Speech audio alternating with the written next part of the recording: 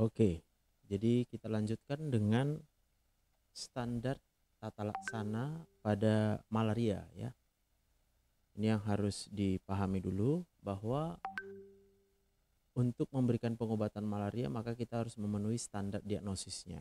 Yang pertama, setiap individu yang tinggal di daerah endemis malaria, yaitu yang sudah menderita demam atau memiliki riwayat demam dalam 48 jam terakhir atau tampak anemia, wajib diduga malaria tanpa mengesampingkan penyebab demam yang lain.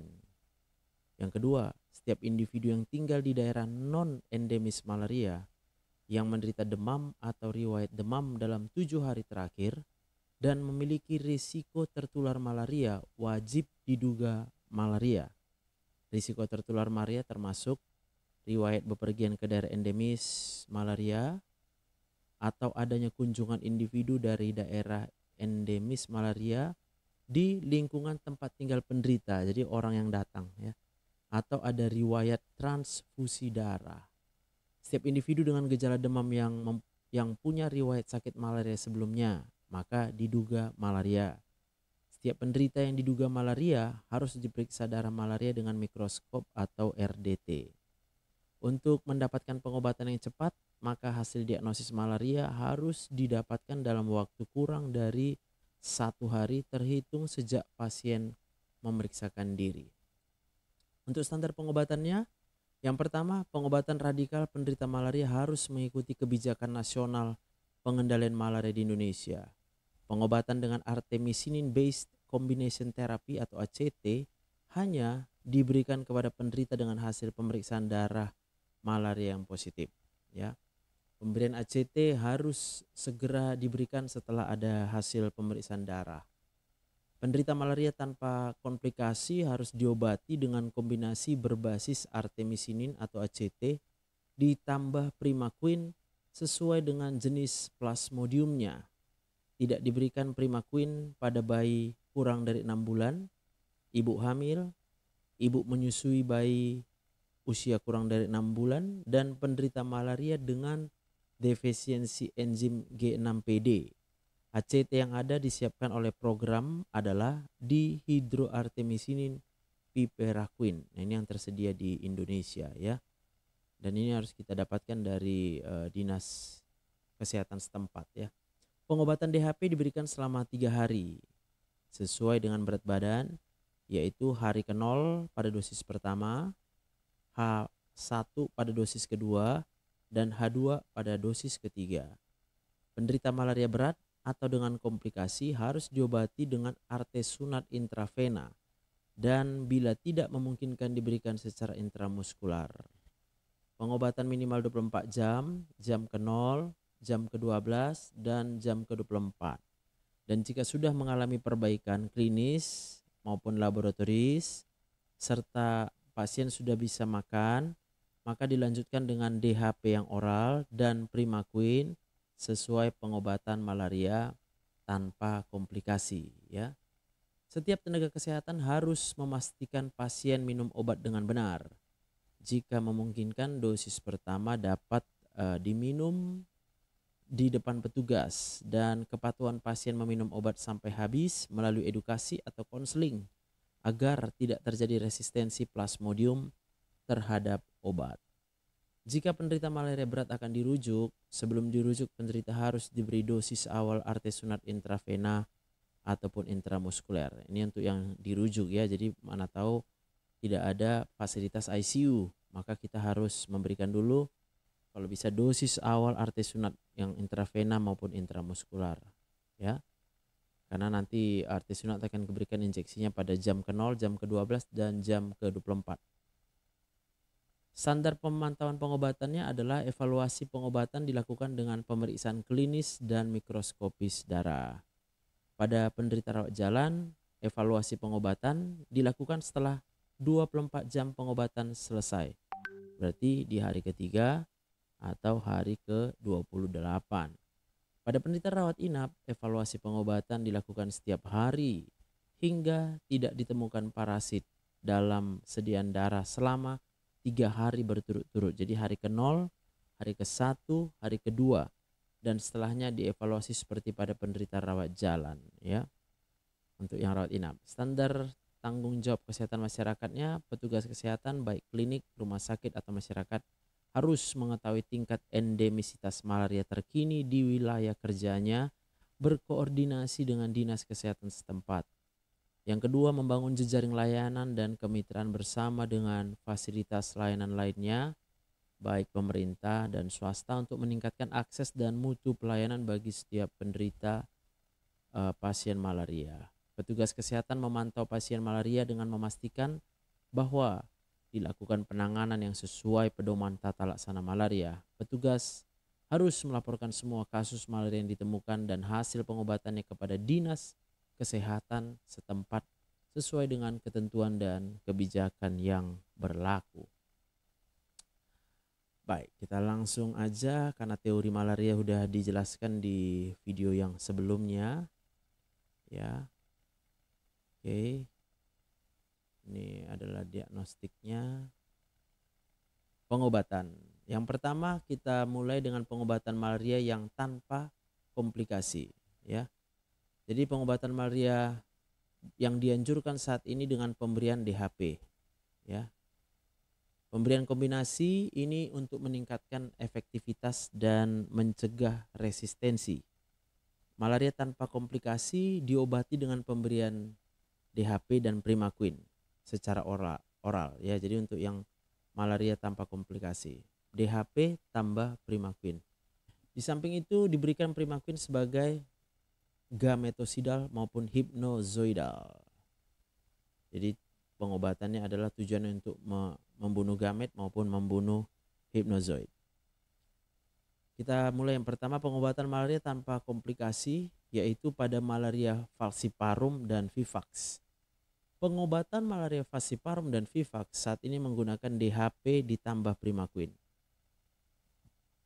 Dosis DHP untuk malaria falciparum sama dengan malaria vivax. Primaquine untuk malaria falciparum hanya 1 hari saja. Hanya hari pertama dengan dosisnya 0,25 mg per kilogram berat badan. Sedangkan untuk malaria vivax itu selama 14 hari, ya. Untuk malaria vivax selama 14 hari dosisnya sama, yaitu 0,25 mg per kilogram berat badan per hari, ya, selama 14 hari. Ini yang perlu diingat, Primaquine tidak boleh diberikan pada bayi usia kurang dari 6 bulan dan ibu hamil, nggak boleh. Ibu menyusui bayi usianya kurang dari 6 bulan juga nggak boleh. Pengobatan malaria falciparum dan malaria vivax seperti tertera di bawah. Jadi ini dia, DHP dihidroartemisinin piperaquine ditambah dengan Primaquine, ya. Ini dosisnya, DHP dan Primaquine. Ini menurut berat badan, ya, berapa tablet, ini ada tabelnya.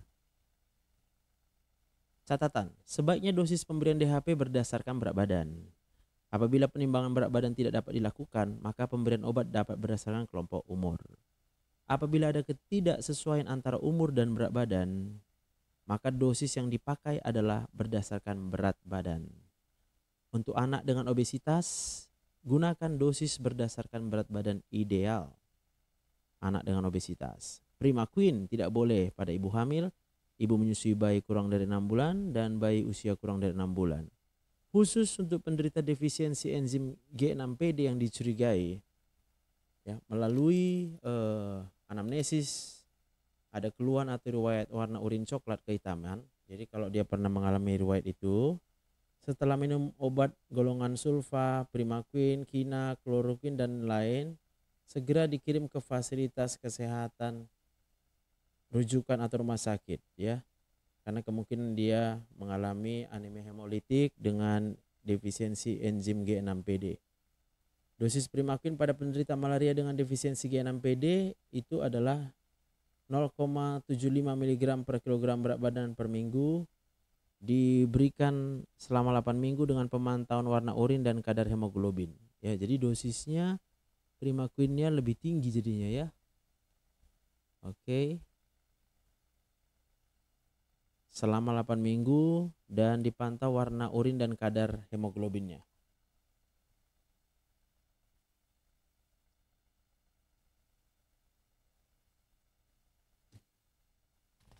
Pengobatan malaria Vivax yang relapse, kalau dia terjadi relapse, diberikan regimen ACT yang sama, tetapi dosis Primaquine-nya ditingkatkan menjadi 0,5 mg per kilogram berat badan per hari.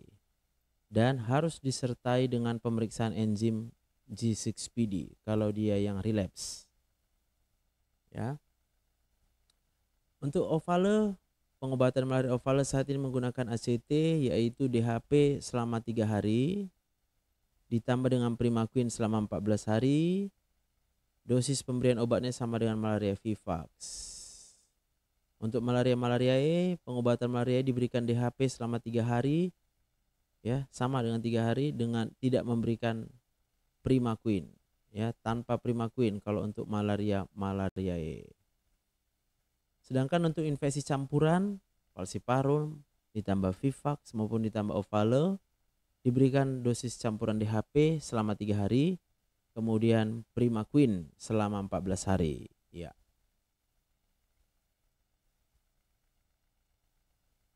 Saat ini tersedia obat DHP formula pediatrik, ya. Jadi ada DHP untuk yang anak-anak. Sediaannya dispersible dengan zat aktif dihidroartemisinin 20 mg dan Piperacquine 160 mg. Sesuai dengan evaluasi khasiat keamanan dan rekomendasi WHO, yaitu penggunaan DHP dispersible terbatas pada pengobatan malaria tanpa komplikasi untuk anak dan bayi usia 6 bulan ke atas atau bayi dengan berat badan 5 kg atau lebih. Pengobatan malaria dengan DHP dispersible diberikan 1 kali dalam sehari selama 3 hari berturut-turut bersama dengan Primaquine sesuai dengan jenis parasitnya. Ini dosis DHP yang dispersible, ya. Tablet DHP dispersible diberikan dengan melarutkan terlebih dahulu pada 10 cc air. Disarankan diberikan setelah makan. Untuk no lesi, diagnosa pastinya hanya ditegakkan dengan PCR dan tidak diberikan Primaquine. Kenapa? Jadi Primaquine itu harus kita ingat dia tujuannya adalah untuk sebagai hipnozoidal. Pengobatan suspek malaria no lesi diberikan sesuai dengan dugaan spesies. Sedangkan kalau lini pertama nggak bisa, maka kita berikan obat malaria lini kedua. Obat lini kedua sebagai obat kegagalan terapi dengan DHP yaitu Kina. Jadi ini ada obat lini kedua. Sediain Kina tablet sebagai lini kedua malaria tanpa komplikasi dan Kina injeksi untuk malaria berat. Cara penggunaannya dapat dilihat pada lampiran. Oke. Obat lini kedua selain Kina yaitu dengan ACT kombinasi artemeter lumefantrine dan kombinasi artesunat pironaridin. Apabila obat lini pertama tidak tersedia atau stock out selain Kina, obat ACT jenis lain dapat disiapkan oleh program malaria maupun sektor swasta. ACT yang dipilih adalah artemeter dan lumefantrine. Ini lini kedua, ya. Untuk yang artemeter dan lumefantrine terdiri dari artemeter 20 mg dan lumefantrine 120 mg untuk anak yang dispersible. Terdiri dari 20 mg artemeter dan 120 mg lumefantrine. Ini dosis kombinasinya. Artemeter lumefantrine menurut berat badan. Diberikan selama 3 hari, ya. Ini sebagai lini kedua.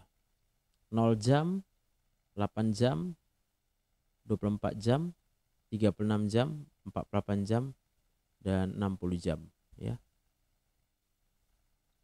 Artemeter lumefantrine dosis maksimal adalah 4 tablet. Pemberian ini berdasarkan umur tadi, ya. Jadi artemeternya 4 tablet. 4 tablet 0. Pemberian pertama 0 jam 4 tablet, setelah 8 jam 4 tablet. Sedangkan Primaquine dimulai dengan 1 tablet untuk anak ini, ya, kurang lebih dari 14 tahun. Kemudian artemeter lumefantrine-nya 4 tablet setelah 24 jam, 36 jamnya 4 tablet, 48 jamnya 4 tablet, 60 jamnya 4 tablet. Jadi berapa kali pemberian? 1, 2, 3, 4, 5, 6, ya. Pemberian Primaquine untuk malaria Vivax dan malaria ovale tetap hari pertama sampai hari ke-14. Jadi kita harus mengingat lagi prinsipnya itu adalah Primaquine sebagai hipnozoidal. Kombinasi artesunat dan pironadin ASP yang merupakan ACT ke-6 yang direkomendasi oleh WHO terdiri dari artesunat 60 mg dan pironaridin tetrafosfat 100 mg satu tablet. Dosisnya untuk dewasa sebagai berikut ya. Ini berdasarkan berat badan ya, ASP-nya satu tablet kalau berat badannya 20 sampai 24, 24 sampai 45, 45 sampai 65 dan lebih dari 65 kg.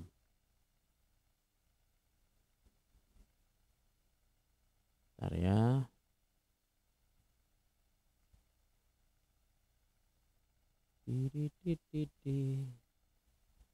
Semoga udah bisa live ya.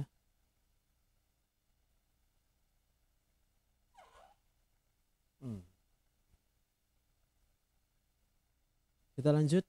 Ini untuk anak-anak ya. Lalu untuk pengobatan malaria kambuh atau berulang recurrence. Infeksi malaria dapat berulang atau kambuh, artinya dibuktikan parasitnya ditemukan kembali positif ya, di mana dahulunya sudah negatif. Bukan gejala yang masih ada atau dirasakan, tapi negatif ya, sudah dinyatakan negatif ya.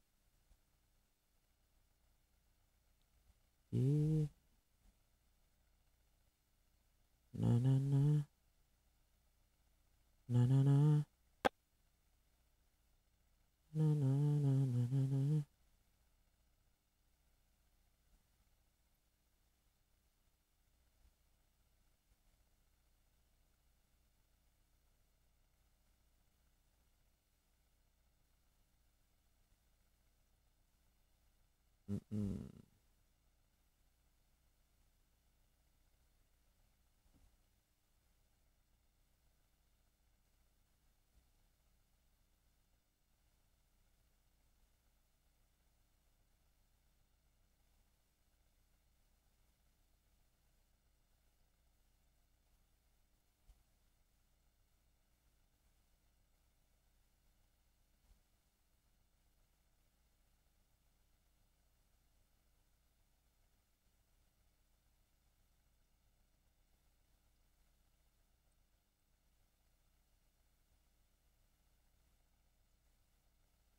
Oke. Lanjut lagi untuk kasus yang rekrudensi ya. Parasit malarianya ditemukan kembali kurang dari 28 hari setelah dimulai terapi. Dengan catatan obat sudah sesuai dosis dan tidak dimuntahkan. Itu namanya rekrudensi. Ya, positif lagi malarianya setelah kurang dari 24 hari. Ini dapat terjadi pada semua jenis plasmodium yang diartikan sebagai kegagalan pengobatan, penanganannya adalah dengan menggunakan second line drug ya. Kemudian ada namanya reinfeksi apabila ditemukannya kembali parasit setelah 28 hari pengobatan karena infeksi kembali, yaitu gigitan baru dari nyamuk yang terinfeksi pada individu yang sudah sembuh. Dapat terjadi pada semua plasmodium. Penanganannya adalah pemberian obat yang sama, lini pertama ya. Jadi tadi kalau rekrudensi kurang dari 28 hari, sedangkan reinfeksi setelah 28 hari selesai pengobatan. Dapat terjadi pada semua plasmodium, penanganannya adalah pengobatan obat yang sama atau lini pertama. Relapse, disebut relapse, ditemukan parasit kembali setelah 28 hari pada malaria vivax atau ovale karena aktifnya kembali bentuk hipnozoid yang tertinggal di dalam hati. Hal ini tidak terjadi pada plasmodium lain karena tidak memiliki stadium yang hipnozoid ya. Terjadi karena pemberian obat Primaquine selama 14 hari yang tidak lengkap atau tidak efektif biasanya ya. Penanganannya adalah dengan menaikkan dosis Primaquine 0,5 mg per kilogram berat badan per hari selama 14 hari. Jadi kalau terjadi relapse kita harus menaikkan dosisnya, tapi kita harus memeriksa kadar G6PD ya. Buat yang di TikTok ini saya sambil menyusun bahan untuk kuliah. Jadi mungkin belum bisa saya jawab dulu, sekitar 15 ke 20 menit saya akan selesaikan dulu ya. Pengobatan malaria pada ibu hamil Ya, pada prinsipnya pengobatan malaria pada ibu hamil sama dengan pengobatan pada orang dewasa. Pada ibu hamil tidak diberikan Primaquine, tetrasiklin ataupun doxycycline, nggak boleh. Berdasarkan umur kehamilan untuk mengobati falciparum dan vivax pada ibu hamil, kalau dia pada trimester pertama sampai ketiga, itu pengobatannya tetap dengan DHP tablet selama 3 hari untuk yang malaria falciparum dan vivax. Sebagai kelompok yang berisiko tinggi pada ibu hamil, dilakukan screening dengan mikroskop atau RDT sedini mungkin. Selanjutnya dianjurkan menggunakan kelambu berinsektisida dan pemberian tablet besi tetap diteruskan. Semua obat anti malaria tidak boleh diberikan dalam keadaan perut kosong karena bersifat iritasi lambung. Oleh sebab itu penderita harus makan terlebih dahulu setiap akan minum obat anti malaria. Oke, untuk malaria berat. Malaria berat adalah ditemukannya Plasmodium falciparum atau vivax atau knowlesi stadium aseksual dengan minimal satu dari manifestasi klinis sebagai berikut. Ini berdasarkan kriteria WHO yang juga sudah sampaikan di video sebelumnya, yaitu penurunan kesadaran, kelemahan otot, kejang yang berulang lebih dari 2 episode dalam 24 jam, kondisi asidosis metabolik, edema paru, kemudian saturasi oksigennya kurang dari 92, frekuensi pernapasan lebih dari 30 kali per menit, kemudian gagal sirkulasi atau shock, ya, ditandai dengan pengisian kapiler lebih dari 3 detik, tekanan sistoliknya kurang dari 80 dan pada anak kurang dari 70. Kemudian ditemukannya jaundice kuning, yaitu kalau bilirubin lebih dari 3 dan kepadatan parasitnya lebih dari 100.000 per mikroliter pada malaria falciparum. Pada malaria knowlesi kepadatan parasitnya lebih dari 20.000. Kemudian terjadi perdarahan spontan abnormal, kondisi hipoglikemia yaitu gula darah di bawah 40.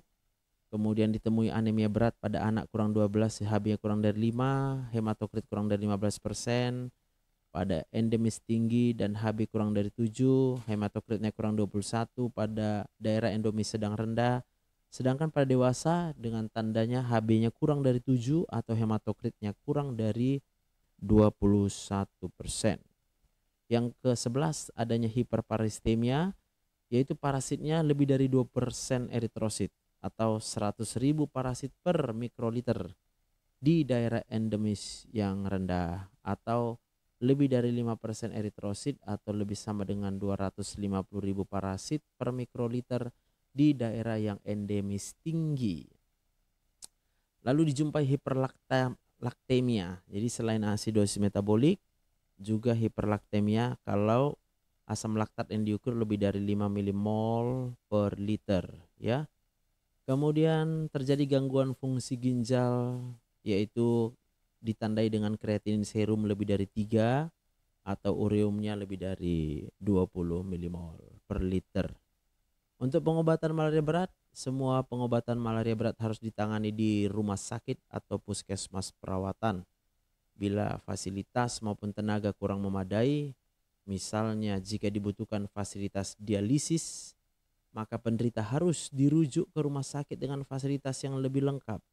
Prognosis malaria berat tergantung kecepatan dan ketepatan diagnosis serta pengobatan. Malaria berat diobati dengan injeksi artesunat, dilanjutkan dengan DHP oral. Jadi injeksi dulu dengan artesunat, lalu dilanjutkan dengan DHP yang oral. Untuk pengobatan malaria berat di puskesmas atau klinik non perawatan wajib dirujuk. Malaria berat di puskesmas, klinik perawatan, rumah sakit, maka artesunat intravena pilihan utama, ya. Ini cara pemberiannya, silakan dibaca. Artesunat parenteral tersedia dalam vial yang berisi 60 mg serbuk kering asam artesunik dan pelarut dalam ampul yang berisi natrium bikarbonat 5%. Keduanya dicampur untuk membuat 1 cc larutan sodium artesunat, kemudian diencerkan dengan dextrose 5% atau NaCl 0,9% sebanyak 5 cc sehingga didapat konsentrasi 60 mg per 6 cc atau 10 mg per cc. Obat diberikan secara bolus perlahan-lahan. Jangan lupa, artesunat diberikan dengan dosis 2,4 mg per kilogram berat badan intravena sebanyak 3 kali, yaitu jam ke-0, jam ke-12, dan jam ke-24 di hari yang pertama. Selanjutnya 2,4 mg per kilogram berat badan intravena setiap 24 jam sehari sampai penderita mampu minum obat oral. Jadi hari pertama 3 kali, hari kedua, dan seterusnya sampai pasien bisa makan lagi, baru diganti dengan obat yang oral. Oralnya nanti masuk ke DHP, dihidropiperaquine ya. Dosis artesunat 3 mg per kilogram berat badan untuk anak, berat badan kurang 20 kg. Oke, untuk anak ya. Ini contoh pertanyaan dosis. Oke. Pengobatan malaria berat pada ibu hamil dilakukan dengan memberikan artesunat juga, seperti pada pasien dewasa. Pemberian cairan pada malaria berat, ya, pada malaria berat terjadi kecenderungan edema paru akibat adanya sekuestrasi cairan, ya. Jadi pada malaria berat cairan akan menumpuk di dalam paru-paru, karena itu perlu hati-hati dalam memberikan cairan. Adapun prinsip pemberian cairan adalah sebagai berikut. Pemberian cairan diperhitungkan secara individual sesuai kebutuhan pasien. Bila masih dapat per oral, diberikan cairan per oral. Bila diperlukan infus, tidak bisa makan dan minum. Cairan pilihannya adalah NaCl 0,9% dengan tetesannya adalah 1-2 cc per kilogram berat badan per jam. Wajib monitor tanda-tanda vital dan juga produksi urin daripada pasien. Kalau terjadi oliguria, dilakukan dialisis, yaitu dengan RRT, renal replacement therapy. Bila terjadi edema paru, maka batasi pemberian cairan dengan monitoring yang ketat, dan bila terjadi gagal napas, perlu dilakukan pemasangan ventilator. Bila MAP atau mean arterial pressure kurang dari 65, dilakukan pemberian cairan NaCl-nya di loading 5 ml per kilogram berat badan ditambah dengan vasopresor, ya. Oke. Pemberian bolus cairan tidak diperkenakan atau kontraindikasi baik berupa koloid maupun kristaloid. Jadi nggak boleh dibolus, ya. Karena apa? Karena kecenderungan terjadi edema paru pada malaria, ya. Banyak kali yang kena akunnya. Yes. Cairan yang direkomendasikan adalah normal salin 0,9%. Ringer laktat tidak dianjurkan. Jangan lupa. Pemberian cairan mengacu pada asas sedikit kering dengan volume cairannya 2000 sampai 2500 cc per 24 jam pada orang dewasa. Pemberian cairan 0,9% pada anak dengan malaria berat. Oke, itu pada anak lah itu ya. Pemberian antibiotik pada kasus anak. Oke, pemberian antibiotik dapat dipertimbangkan untuk kasus malaria berat dewasa dengan hiperparestemia, acute kidney injury, asidosis, dan malaria dengan shock. Jadi dipertimbangkan pemberian antibiotik. Sebelum dirujuk, wajib memberikan suntikan artesunat. Oke, ini tadi untuk pemantauannya, ya. Untuk rawat jalan harus dilakukan evaluasi setidaknya dalam 28 hari setelah mulai minum obat secara adekuat, ya. 28 hari ya. Evaluasi pengobatan dilakukan secara klinis dan parasitologis dengan pemeriksaan klinis atau sediaan darah secara mikroskopis. Apabila tidak ada perbaikan atau terdapat perburukan klinis selama masa pengobatan dan evaluasi, penderita segera dianjurkan datang kembali. Untuk rawat inap, pada penderita rawat inap evaluasi pengobatan dilakukan setiap hari dengan pemeriksaan klinis dan darah malaria sampai klinis membaik dan hasil mikroskopik negatif. Jadi kalau dia opname tiap hari diperiksa, ya. Reposted. Oke, evaluasi pengobatan disarankan dilakukan setidaknya dalam 24 hari seperti pada poin A. Untuk pencegahan, ya. Jadi malaria bisa dicegah. Pencegahan malaria tidak hanya pemberian obat profilaksis, karena tidak ada satupun obat malaria yang dapat melindungi secara mutlak terhadap infeksi malaria. Prinsip pencegahan malaria adalah awareness, bites prevent, chemoprophylaxis, diagnosis, dan treatment. Ya, chemoprophylaxis adalah dengan obat. Pemberian obat anti malaria sebelum bepergian ke daerah endemis, ya. diutamakan pada orang dengan risiko tinggi terkena malaria karena pekerjaan dan perjalanan ke daerah endemis tinggi, dengan tetap mempertimbangkan keamanan dan lama dari obat yang digunakan tersebut. Rekomendasi obat pencegahan malaria berbeda-beda di setiap negara. Tujuan perjalanan dan dapat ditemukan di informasi serta tergantung kebijakan di setiap negara. Ada beberapa jenis obat pencegahan yang tersedia, namun yang tersedia di Indonesia hanya satu saja. Untuk kemoprofilaksis adalah doksisiklin dengan dosis 100 mg per hari. Obat ini diminum 1 hari sebelum bepergian, selama berada di daerah tersebut sampai 4 minggu setelah kembali. Ya, tapi tidak boleh diberikan pada ibu hamil dan anak di bawah 8 tahun, nggak boleh pakai doksisiklin. Sebaiknya konsumsi obat ini sebagai profilaksis tidak lebih dari 12 minggu. Jadi batasnya selama 12 minggu berada di daerah endemis. Kalau lewat dari situ udah nggak berguna lagi di profilaksis. Oke, demikianlah untuk bahan kuliah malaria. Buat yang berminat lihat di VT TikTok dan juga akan saya upload di YouTube. Selamat siang.